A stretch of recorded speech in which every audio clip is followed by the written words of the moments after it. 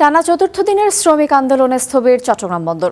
সকাল থেকে চলছে ২৪ ঘন্টার কর্মবিরতি। চট্টগ্রাম বন্দর এলাকায় টোল রোড অবরোধ করেছেন শ্রমিক কর্মচারী ঐক্য পরিষদ।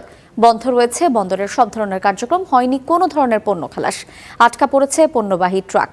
এনসিটিকে বিদেশি অপারেটরের কাছে ইজারা দেওয়ার প্রক্রিয়া বন্ধ না হলে আরও কঠোর অবস্থানে যাওয়ার হুঁশিয়ারি দিয়েছেন আন্দোলনকারীরা। যদিও গতকাল নৌ পরিবহন উপদেষ্টা জানিয়েছেন, নিউমোরিং টার্মিনালের দায়িত্ব ডিপি ওয়ার্ল্ডকে দেওয়ার বিষয়ে এখনও সিদ্ধান্ত হয়নি। সকাল ৮টা থেকে শুরু হয়েছে চট্টগ্রাম বন্দর রক্ষা সংগ্রাম পরিষদের ডাকা ২৪ ঘন্টার কর্মবিরতি। আমরা আরও খবর জানবো সহকর্মী তাম্মিম মাহমুদের কাছ থেকে।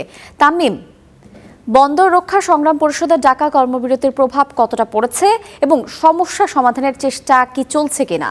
সকাল থেকে কিন্তু চট্টগ্রাম বন্দরের যে অবস্থান কর্মবিরতি এবং যে ধর্মঘট চলছে সেটা কিন্তু পুরোপুরি স্থবির হয়ে গেছে চট্টগ্রাম বন্দর। এবং চট্টগ্রাম বন্দরে যে প্রতিটি জেটিও কিন্তু একেবারে খালি হয়ে রয়েছে, কেন বহির্নোঙতে কোনো জাহাজ কিন্তু চট্টগ্রাম বন্দরের জেটিতে এই মুহূর্তে নেই, যেহেতু পূর্ণ লোড বা আনলোড করা সম্ভব হচ্ছে না।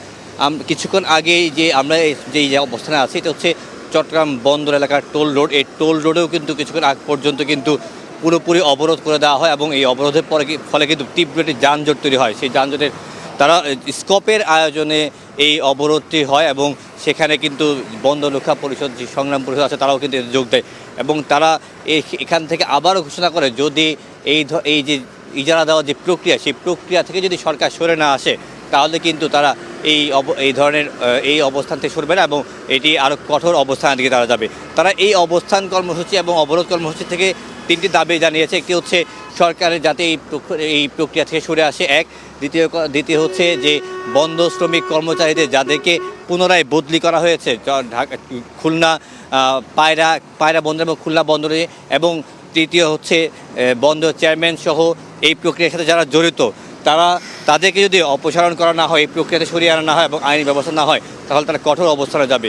তবে চট্টগ্রাম বন্দরের এই মুহূর্তে যে পরিস্থিতি, যদি এই অবস্থা চলতে থাকে তবে কিন্তু এটি পুরোপুরি অর্থনীতিতে প্রভাব পড়বে। সামনে রমজান আছে, সেই রমজানে কিন্তু এর অবস্থা আরও খারাপ হবে। গত দুদিনে কিন্তু যেই পরিমাণ কন্টেনার হ্যান্ডলিং করে সাধারণত চট্টগ্রাম বন্দর ৫ থেকে ৭,০০০ কন্টেনার প্রতিদিন হ্যান্ডেল করে, কিন্তু আমরা গত দুদিনে দেখেছি মাত্র ২ থেকে ২,৫০০-এর মতো কন্টেনার কিন্তু হ্যান্ডেল হয়েছে।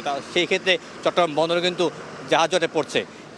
এই ছিল চট্টগ্রাম বন্দর থেকে আমার কাছে সবশেষ সংবাদ। তাম্মিম, আপনাকে অসংখ্য ধন্যবাদ।